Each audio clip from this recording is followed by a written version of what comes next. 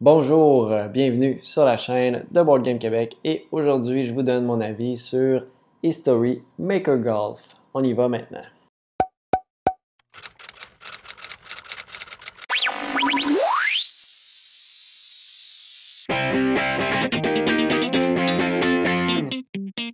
Donc, History Maker Golf, c'est un jeu de simulation. On peut simuler des tournois, juste des parties. On peut jouer à plusieurs joueurs aussi. Ça va être de la simulation pareil. Il y a quelques décisions qu'on peut prendre dans le jeu, mais vous pouvez le faire si vous voulez. Moi, je joue vraiment en solo. Dans le fond, j'ai fait 3 tournois jusqu'à maintenant avec les joueurs. Dans le fond, j'ai aussi commencer par expliquer un peu le concept du jeu. Je reviendrai après sur ce que j'ai dans ce jeu-là. Vous voyez que je viens de terminer en fait ma partie en solo. J'ai présenté 3 vidéos là-dessus où je faisais un tournoi qui s'appelait le Pebble Beach Invitational. Donc ici, j'ai le classement final. Donc, petit spoiler si vous ne voulez pas avoir ça. Je pense pas que vous le voyez très bien de toute façon. Et dans le fond, ben, pour faire un tournoi, on va jouer les rounds 1 et 2.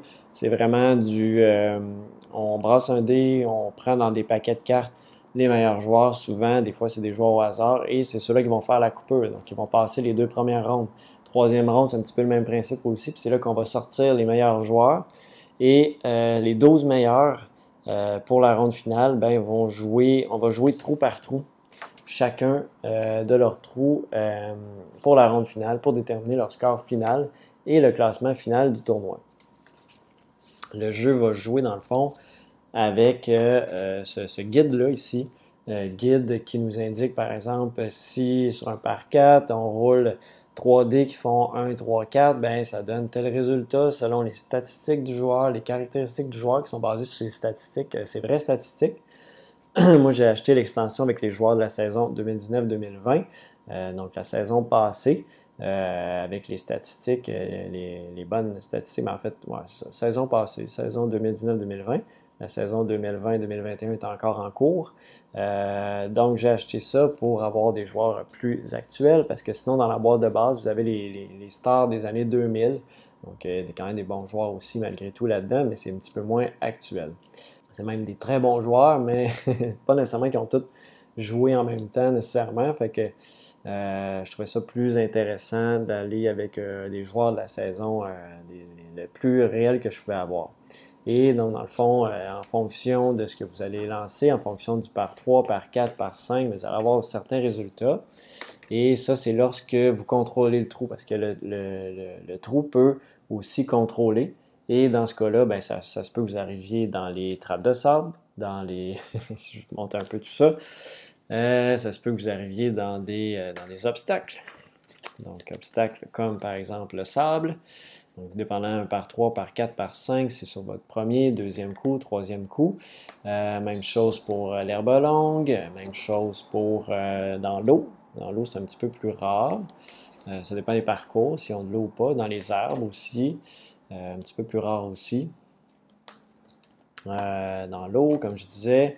Puis il y a aussi d'autres chartes là, pour d'autres conditions, soit l'expérience, le moment actuel, si le joueur va bien dans sa ronde ou pas. Donc ça va avoir des effets, son mood, son humeur du moment. Il y a des résultats spéciaux aussi qui peuvent arriver quand on fait des triplés de chiffres. Donc c'est un peu le principe de petit guide qu'on va suivre en simulant, en lançant ces dés-là, ici tout simplement. C'est pas plus compliqué que ça, comment ça va fonctionner et on va vivre cette aventure-là d'une certaine façon. C'est comme si on écrivait une histoire, tout simplement, et on vit ça. C'est sûr que faut quand même apprécier le golf, il il faut connaître un peu les joueurs à mon avis, si on veut vraiment jouer à ce jeu-là, parce que on s'entend qu'on va simuler, là, on n'a pas tant de contrôle que ça sur les joueurs. Donc, il faut juste comme apprécier qu'est-ce qui va se passer. Puis c'est sûr, si on a des joueurs préférés, c'est le fun de voir qui arrivent ici et là. Mais c'est vraiment une simulation. On va avoir la simulation aussi pour les potes. Donc, différents résultats qui peuvent nous donner c'est réussi ou c'est pas réussi. Des fois, des coups proches du drapeau. On va avoir aussi, ça ressemble pas mal à ça. Et on va jouer bien évidemment 18 trous par ronde. Les trous sont comme ça ici. Vous voyez déjà, en partant, le matériel, c'est ça, hein, c'est du papier un petit peu plus épais, cartonné. Il faut tout découper ça nous-mêmes. C'est tout des petits pointillés quand vous recevez ça. Et il faut tout déchirer ça. Ça m'a pris quand même un bon moment. Déchirer tout ça. En plus que j'avais demandé, j'ai ajouté 8 parcours de plus aussi à la boîte de base, parce qu'elle venait juste avec 2 parcours. Donc je voulais avoir au moins du matériel pour faire une saison de 10 tournois. Donc ça ici, puis sur chacun des cartes de parcours, si le trou contrôle, c'est là que vous allez avoir des interactions, si ça va dans le sable, dans les arbres. Et chaque trou est différent selon ses vraies difficultés. Il y a un certain nombre de dés que si on lance ça, ça va faire que le trou contrôle, sinon c'est nous autres. Donc ça, c'est vraiment très bien. On a une belle petite liste ici, pas une liste, mais des petites cartes pour dire qui est le meneur, combien est derrière les autres joueurs, les joueurs qui sont finalement plus loin que 6 coups derrière. Donc, on peut tout gérer ça de cette façon-là. Donc, c'est un peu le principe général du jeu. Ce que je voulais ajouter d'autre aussi, on a aussi les petits chips, petits chips de plastique. Côté matériel, donc encore là, c'est pas la grosse qualité, puis oui, vous allez payer cher ce jeu-là. Si vous allez voir en ligne, je pense que la boîte de base est 59 US.